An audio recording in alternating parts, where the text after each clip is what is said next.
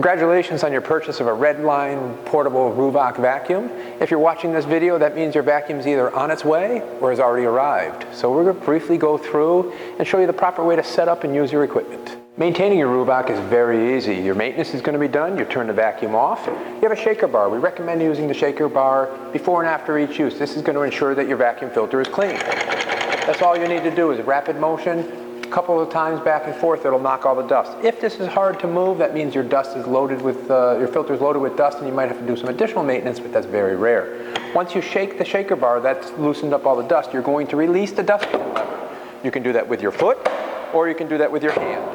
Then we turn the vacuum motors back on. The reason for that is all that dust that we just took off the filter, we want to make sure it isn't going to be in our face. So here you have it. It's completely dust-free. We would either take the bag off if you're using a bag liner, or you would take the pan away and empty the pan, bring it back. You can put the dustpan in either way. It doesn't matter which way you put it in. It's going to go in perfect every time. That is the proper way to service and clean your dustpan and filter on the Ruwac vacuum.